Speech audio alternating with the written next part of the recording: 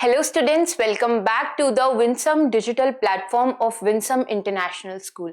तो स्टूडेंट्स आज हम कंटिन्यू करेंगे इंग्लिश की एसओएफ सीरीज और आज का जो टॉपिक होने वाला है वो बहुत ही ज्यादा इंटरेस्टिंग होने वाला है। वो क्या है? वो है एडजेक्टिव्स। ओके, क्वेश्चन 1 क्या बोल रहा है? क्वेश्चन 1 बोल रहा है choose the correct option to fill in the blank. ठीक है, now Ramesh is doing a dash job as a waiter while studying abroad. Options है hollow, deep, full, part time. अब वो पढ़ाई कर रहा है, स्टडी कर रहा है, तो जब अपन पढ़ाई करते हैं तो अपन फुल टाइम जॉब तो नहीं कर सकते ना। फुल टाइम जॉब क्या होती है? 8 आवर्स की होती है, कहीं कहीं 9 आवर्स की शिफ्ट होती है। तो जो बच्चा पढ़ाई करता है वो 8 आवर्स जॉब, 8 आवर्स सोना, ठीक है, 16 आवर्स तो ऐसे ही हो गए। फिर क्या वो पढ़ाई कर पाएगा? नहीं कर पाएगा ना, तो फुल जॉब तो नहीं होगा। अब आप बताओ, डीप जॉब, गहरी जॉब कैसी हो सकती है? गहरी जॉब कुछ होता है? नहीं होता। जॉब हॉलो भी नहीं हो सकती।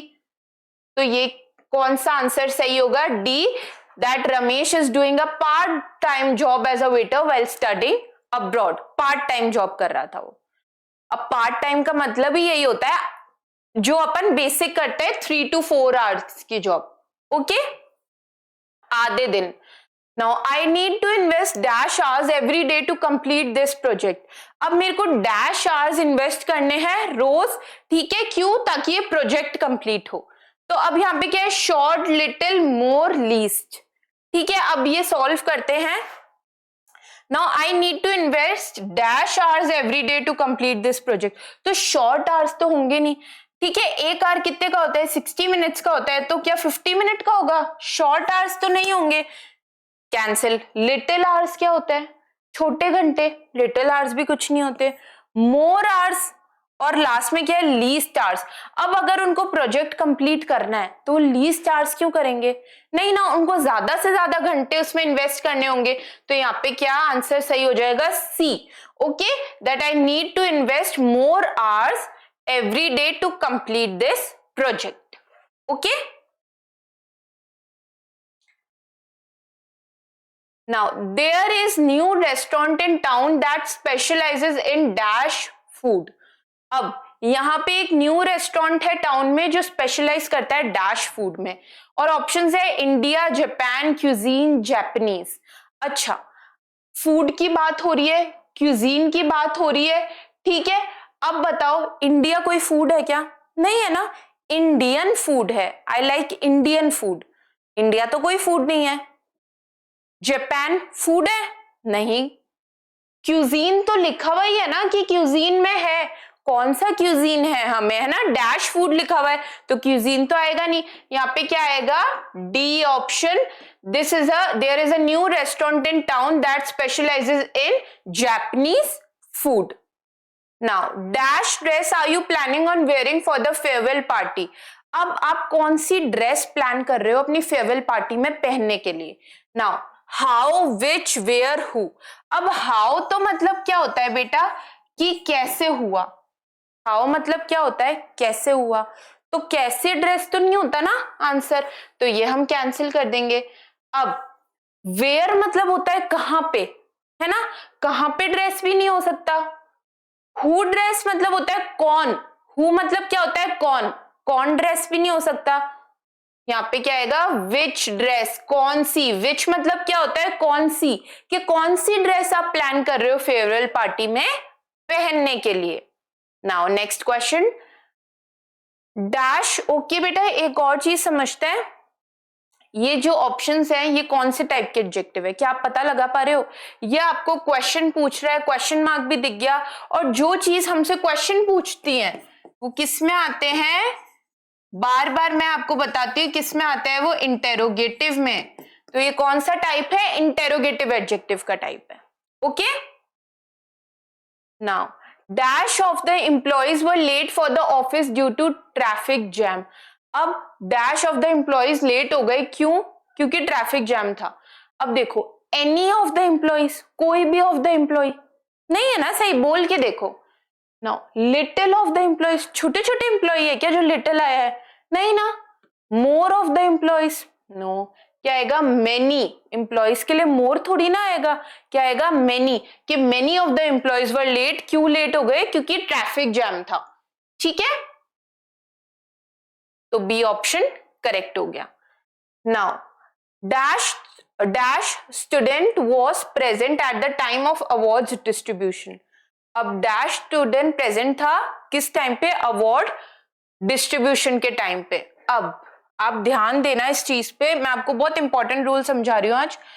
ये क्या है, स्टूडेंट है, स्टूडेंट के साथ वॉज आया है, ठीक है, स्टूडेंट के साथ वॉज आया है, और ऑप्शन में आप देखोगे तो क्या है, every, a few, any, all.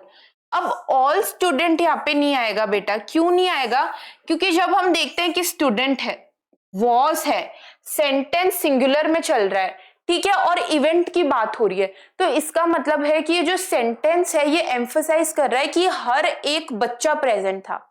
तो जब हम बात करते हैं कि सब लोग इंपॉर्टेंट है एक ग्रुप में, हर एक पर्सन की बात करते हैं, तो हमेशा जो आंसर होता है वो क्या होता है, every. Okay, now every student was present at the time of awards function, हर बच्चा प्रेजेंट था। ओके, तो आंसर ए क्या हो जाएगा, करेक्ट।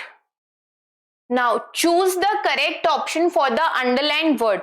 अब जो वर्ड अंडरलाइन हो गया है ना, हमें उसका क्या करना है, एडजेक्टिव चूज करना है, पता लगाना है वो क्या है। तो their dog save them from the thief by attacking him. उनका जो डॉग है उन्होंने सेव कर लिया उनको, थीफ से बचा लिया, थीफ से बचा लिया। अब बताओ, देयर अंडरलाइन हुआ है, देयर क्या हम पढ़ के आए हैं, अभी अभी हम पढ़ के आए हैं कि जब हम बात करते हैं किसकी, जब हम बात करते हैं दिस, दैट, दीज, दोस, किस में फॉल होते हैं, ये डिमॉन्स्ट्रेटिव में फॉल होते हैं। ठीक है, अब देयर डॉग, देयर डॉग है, ये डिमॉन्स्ट्रेटिव तो नहीं आता, तो हमें क्लियर हो गया क्योंकि दिस, दैट, दीज, दोस नहीं है यहाँ पे क्या है, देयर है, और बात हो रही है किसकी, डॉग की, कि उनका डॉग, उनका डॉग, उनका डॉग क्या बता रहा है, पोजेशन बता रहा है। पोजेशन किस में था, पोजेसिव एडजेक्टिव में था, तो ये कौन सा एडजेक्टिव है, ये है पोजेसिव एडजेक्टिव। तो यहाँ पे जो ऑप्शन है वो क्या हो जाएगा, सी ऑप्शन सही, क्योंकि देयर डॉग क्या बता रहा है हमें, पोजेशन बता रहा है। Okay, now after losing the match I felt extremely miserable. अब मैच हारने के बाद मेरे को क्या लग रहा है, बहुत ज्यादा मिजरेबल लग रहा है, बिल्कुल भी अच्छा नहीं लग रहा। ओके, अब मिजरेबल एडजेक्टिव है, नाउन है, एडवर्ब है या वर्ब है, ये वर्ब तो बिल्कुल भी नहीं है क्योंकि ये कोई एक्शन नहीं है, वर्ब कैंसिल। क्या ये नाउन है, name of a person, place, animal, thing, कुछ भी है, पर्सन, प्लेस, एनिमल, थिंग नहीं है, नाउन कैंसिल कर देंगे। ये एडवर्ब भी नहीं है, ये क्या है, एडजेक्टिव है। ठीक है, क्या है, ये एडजेक्टिव है, और एडजेक्टिव में भी कौन सा एडजेक्टिव है, क्या आपको कोई नंबर पता चल रहा है, नहीं, क्या आपको पोजीशन पता चल रहा है, नहीं, क्या ये आपसे कोई क्वेश्चन पूछ रहा है, इंटेरोगेटिव है ये, नहीं, क्या है, इसमें आपको पता लग रहा है कि उनको फील कैसा हो रहा है। और जब हमें पता चले कि लोगों को फील कैसे हो रहा है, फर्स्ट एग्जाम्पल याद करो, इंटेलिजेंट, वाइज, है ना, तो ये किस में फॉल होगा, एडजेक्टिव ऑफ क्वालिटी में। ठीक है, ऐसे आपको बताना भी है बेटा कि आपको क्या लग रहा है किस में सही होगा, तो इससे क्वेश्चंस गलत करने के चांसेस एकदम जीरो हो जाएंगे। नाउ जयती is such a well behaved and adorable child. अब जो जयती है वो बहुत ज्यादा वेल बिहेव्ड चाइल्ड है, बहुत ज्यादा अडोरेबल, प्यारी है। तो क्या वेल बिहेव्ड कोई पोजेशन बता रहा है, ओनरशिप बता रहा है, नहीं बता रहा किसी चीज की, कट कर दो। कंपाउंड समझते हैं, कंपाउंड एडजेक्टिव क्या होता है बेटा, कंपाउंड मतलब क्या होता है, कंपाउंड मतलब होता है विच joins टू सेंटेंसेस।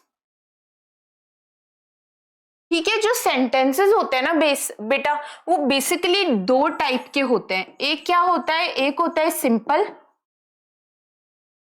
और एक क्या होता है, एक होता है कंपाउंड। एक क्या होता है, सिंपल, और एक होता है कंपाउंड।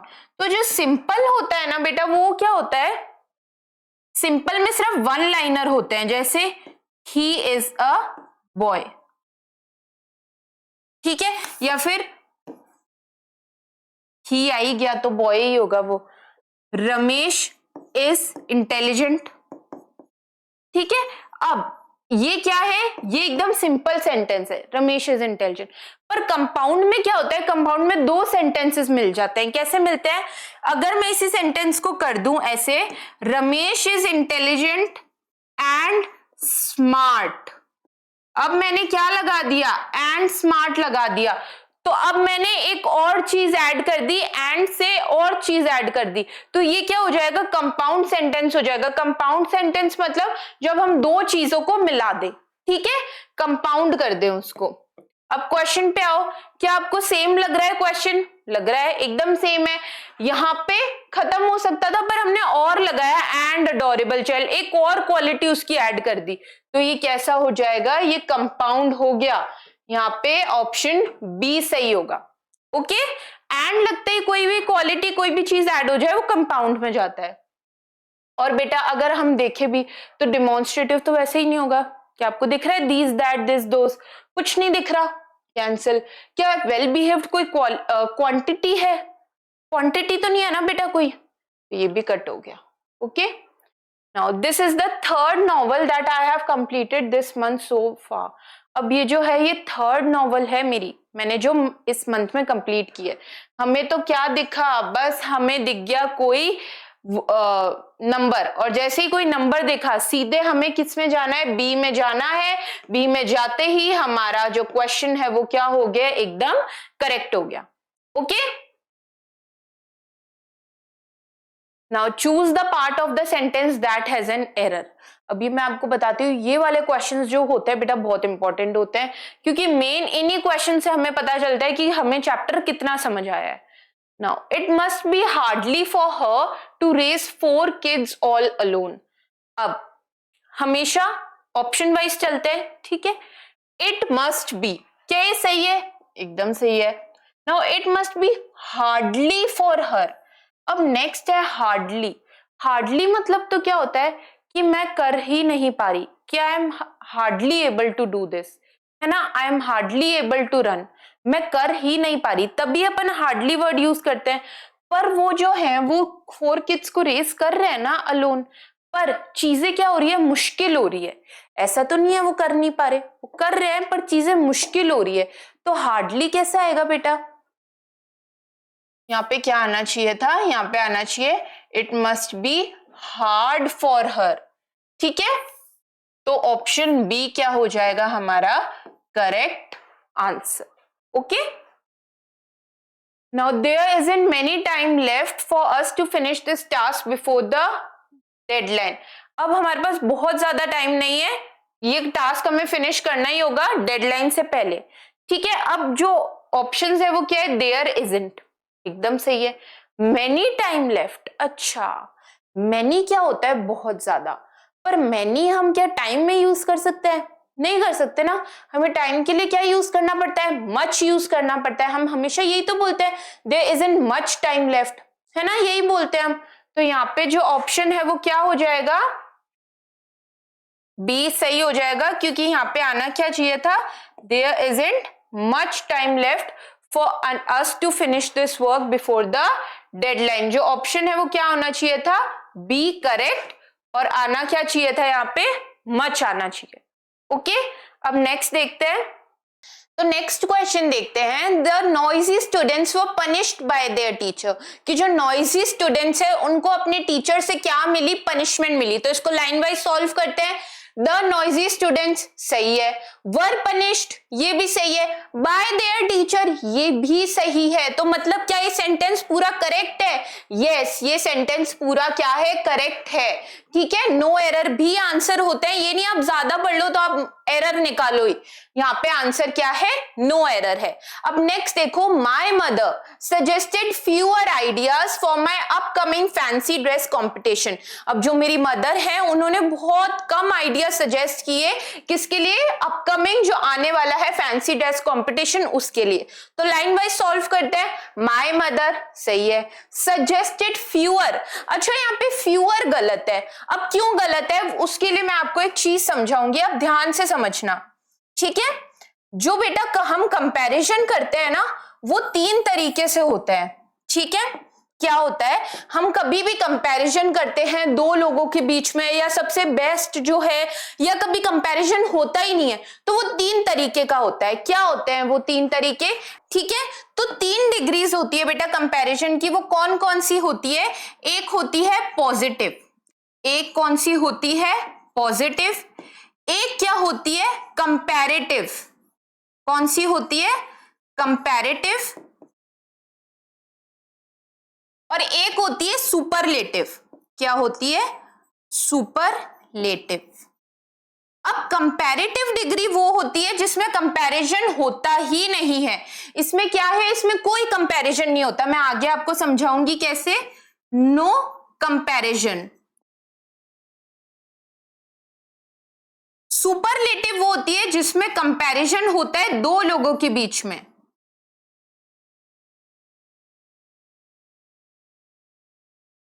और सुपरलेटिव वो होती है जिसमें बेस्ट ऑफ ऑल की बात करते हैं।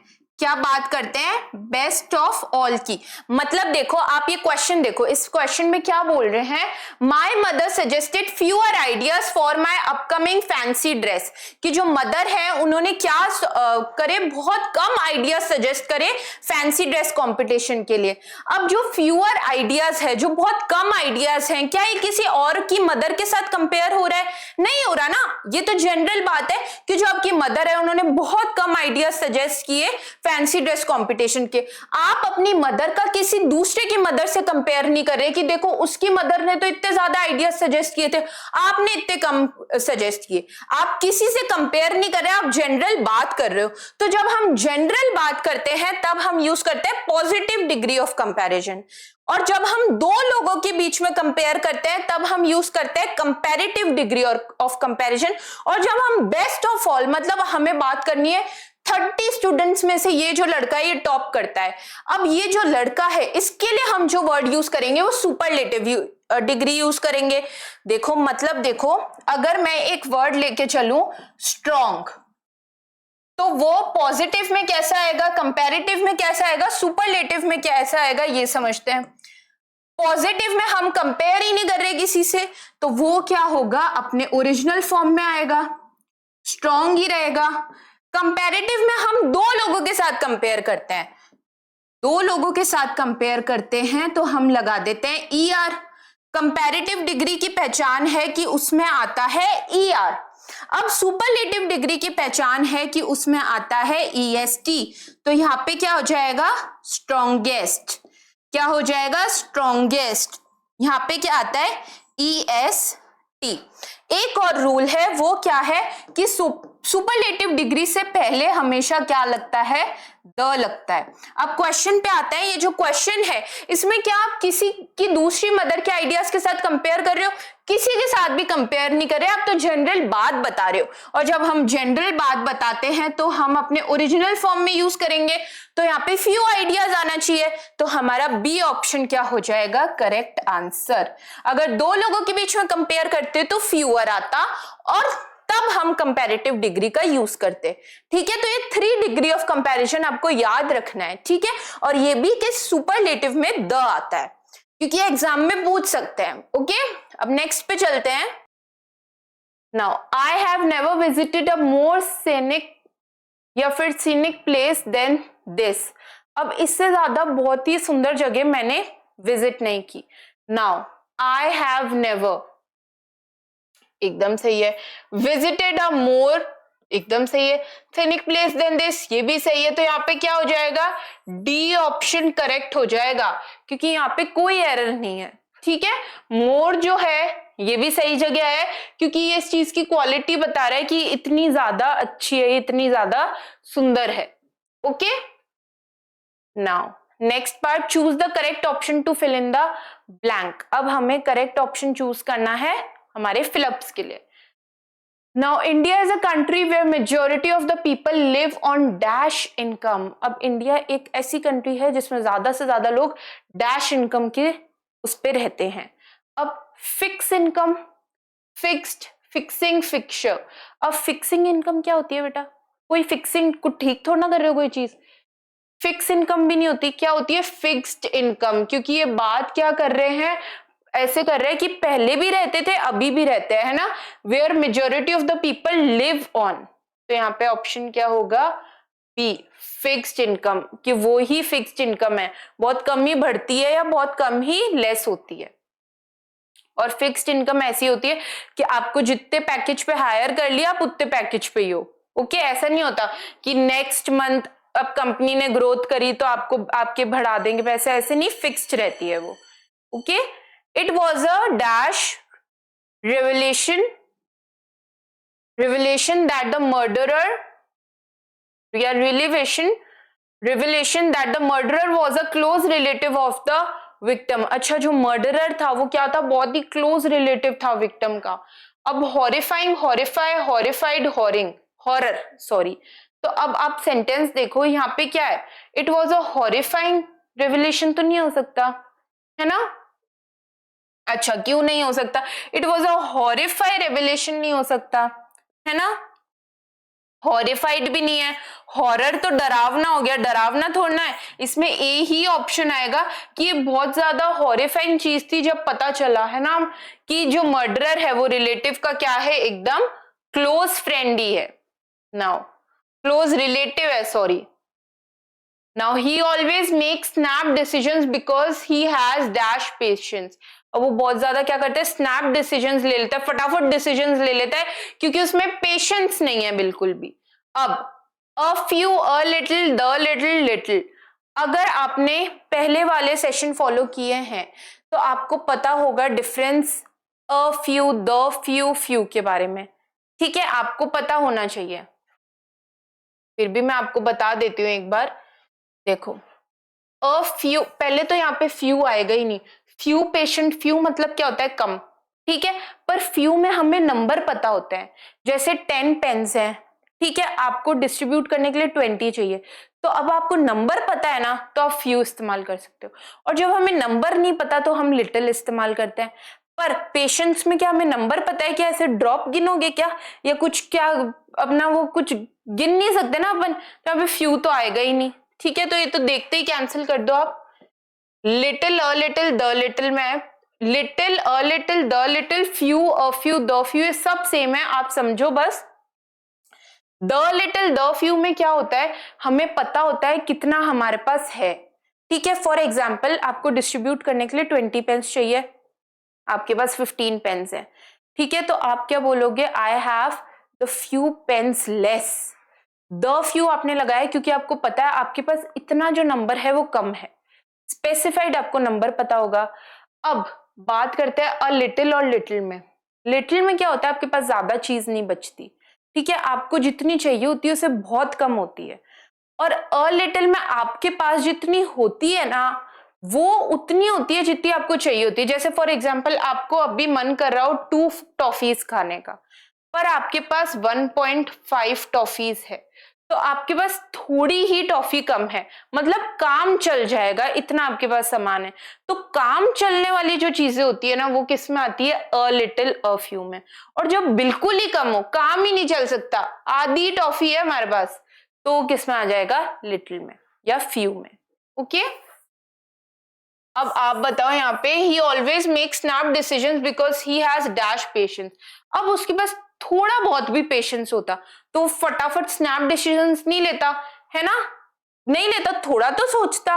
उसके पास है ही नहीं, बहुत ही कम है। और जब बहुत ही कम की बात आती है तो अभी मैंने आपको बताया हम क्या करेंगे? लिटिल। ठीक है, थोड़ा बहुत भी होता कि अगर सेंटेंस पढ़ के हमें पता लगता कि sometimes he make snap decisions, तो मतलब वो कभी कभी करता है, मतलब उसमें थोड़ा पेशेंस तो है। और थोड़ा अगर कोई चीज आ जाए तो वो अ फ्यू और अ लिटिल में आ जाएगी। Okay, now the painting reflect the artist patience and dash imagination. अब जो पेंटिंग है वो क्या रिफ्लेक्ट करता है, आर्टिस्ट की पेशेंस और उनकी डैश इमेजिनेशन। तो ये तो आप पढ़ के ही बता दोगे, है ना। क्या आएगा यहाँ पे, क्रिएटिविटी, क्रिएटिविटी इमेजिनेशन कुछ नहीं होगा, क्रिएटिवली इमेजिनेशन भी नहीं होगा, क्रिएशन तो एकदम ही अलग हो गया। क्या क्रिएशन, क्या आएगा, क्रिएटिव इमेजिनेशन की जो पेंटिंग है वो क्या करती है, आर्टिस्ट की क्रिएटिव इमेजिनेशन बताती है हमें।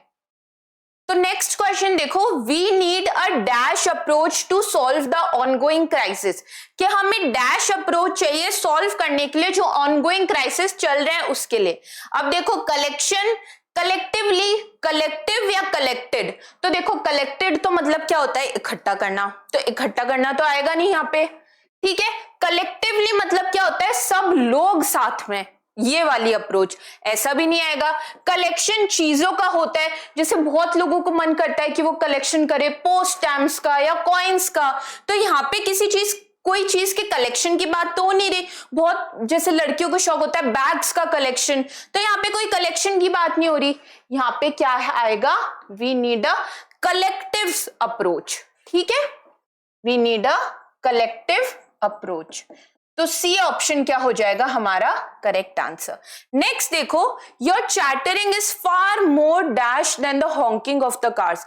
अब जो तुम्हारी चैटरिंग है, जो तुम बोल रहे हो, वो ज्यादा क्या है, डिस्ट्रक्टिव है या डिस्ट्रैक्टिंग है या डिस्ट्रक्शन है, किससे, हॉन्किंग ऑफ द कार्स, जो कार्स के हॉन्क हो रहे हैं उससे।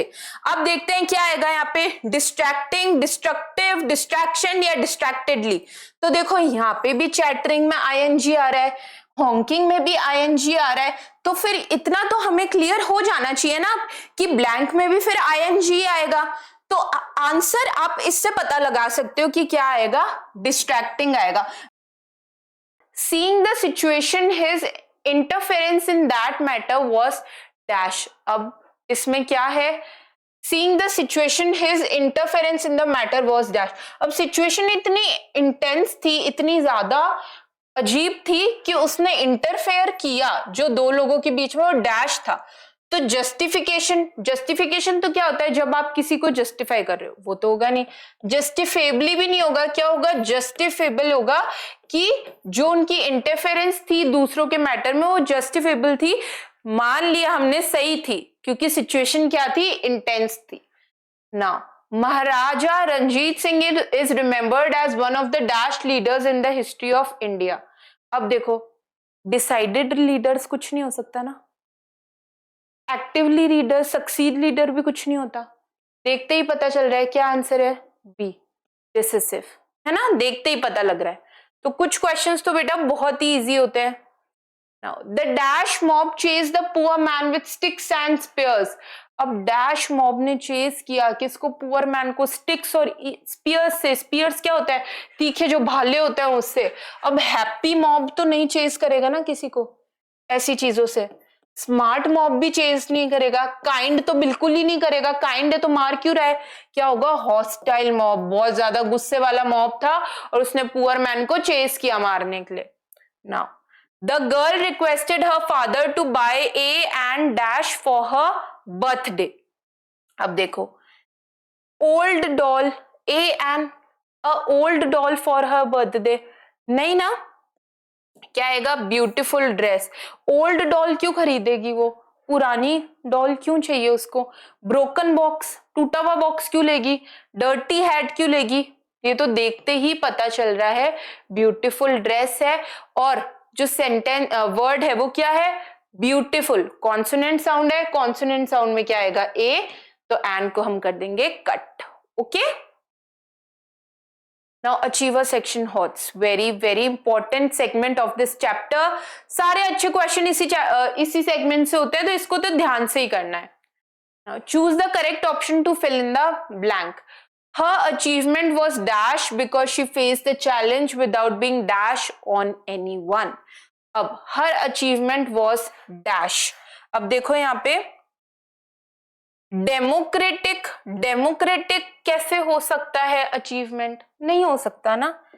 डेमोक्रेसी की बात कैसे आ गई बेटा, डेमोक्रेसी है ना, believable achievement, her achievement was believable.